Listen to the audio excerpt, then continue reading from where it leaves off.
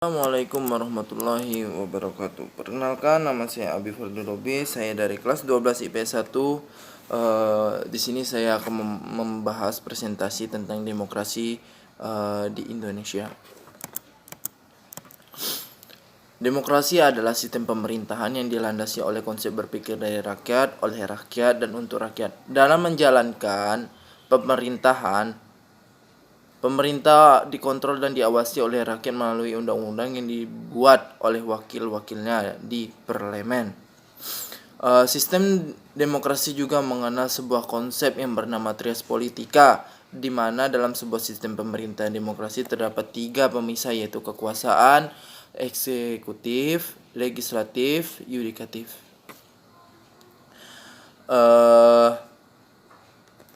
Pada tanggal 18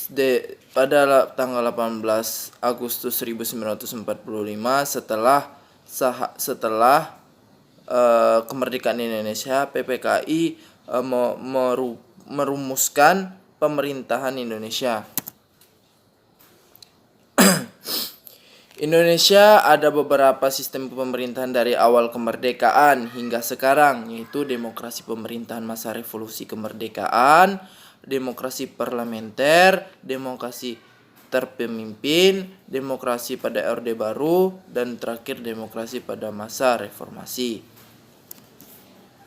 Yang pertama yaitu demokrasi pemerintahan masa revolusi kemerdekaan. Karena ada kekhawatiran rakyat tentang absolut dari pemerintah mengutamakan 3 maklumat. Yang pertama yaitu maklumat Wakil Presiden nomor 10 tanggal 16 Oktober 1945 yang berisikan perubahan KNIP menjadi lembaga legislatif. Maklumat pemerintahan Kemudian maklumat pemerintahan tanggal 3 November 1945 tentang pembentukan partai-partai politik. Yang ketiga yaitu maklumat pemerintahan pada tanggal 14 November 1945 tentang perubahan sistem pemerintahan dan presidensial ke sistem parlementer. Demokrasi pemerintahan masa revolusi kemerdekaan. Sistem pemerintahan Indonesia yang muncul menganut presidensial saat itu belum terlaksanakan dengan baik dan secara utuh. Mempresentasikan rakyat Indonesia hal ini dibuktikan belum adanya lembaga legislatif khusus DPR yang pada saat itu pada proses pembangunan lembaga-lembaga di Indonesia. Sampailah pada tanggal 27 Desember 1945. Di tahun itu dirumuskan kembali sistem pemerintahan Indonesia dengan mempertimbangkan kondisi sosial dan politik yang ada di Indonesia. Selanjutnya yaitu demokrasi parlementer atau liberal pada tahun 1950 sampai 1959. Sistem parlementer ini merupakan bahwa kabinet dan para menteri bertanggung jawab kepada parlemen, atau jika di Indonesia adalah Dewan Perwakilan Rakyat, hal ini terjadi agar proses check and balance terjadi. Walaupun lebih menekankan keadaan demokrasi parlementer, tetap saja pada saat itu Indonesia berlandasan kepada Undang-Undang 1945 yang asli, memiliki sistem kabinet presidensial yang artinya kekuasaan tertinggi dalam pengambilan keputusan dalam di anggapan presiden.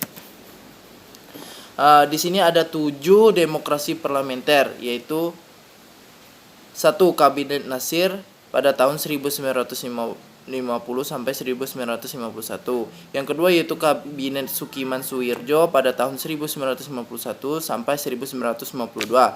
Yang ketiga yaitu Kabinet Wilopo pada tahun 1952 sampai 1953. Yang keempat Kabinet Ali Sasmarojo 1953 sampai 1955. Yang kelima Kabinet Burhanuddin Harahap pada tahun 1955 sampai 1956. Yang keenam yaitu Kabinet Ali Sastromojo II tahun 1956 sampai 1957. Yang terakhir yaitu Kabinet De Juanda pada tahun 1957 sampai 1959. Dampak demokrasi parlementer yaitu ada 2. dampak positif dan dampak negatif. Pertama yaitu dampak positifnya dulu. Yang pertama, majunya beberapa sektor industri tertentu serta sektor-sektor swasta dalam negeri pada masa demokrasi. Adanya kebebasan berdemokrasi yang benarnya dalam perwakilan setiap para partai di parlemen. Selanjutnya yaitu dalam dampak negatifnya. Pertama, tingginya tingkat kesenjangan sosial antara orang kaya dan orang miskin pada masa demokrasi liberal. Berbelit-belitnya kebijakan yang dikeluarkan pemerintah yang berkuasa. Perekonomian Indonesia yang mengalami keterpurukan akibat inflasi yang tinggi. Yang ketiga yaitu demokrasi terpimpin pada tahun 1959 sampai 1966. Soekarno menggunakan hak dan kekuasaan tertinggi sebagai presiden, yakni menggunakan dekret presiden di mana dekret bisa digunakan dalam situasi dan kondisi politik yang sangat penting. Di sini ada pembubaran KSNT pada tanggal 5 Juli 1959. Yaitu berlakunya Undang-Undang Dasar 1945 bagi segenap bangsa Indonesia dan seluruh daerah Indonesia, terhitung mulai dari tanggal penetapan dekret ini dan tidak berlakunya lagi undang-undang sementara.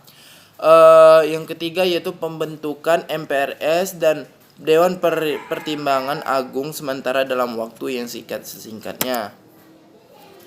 Selanjutnya yaitu demokrasi di masa Orde Baru pada tahun 1966 sampai 1998.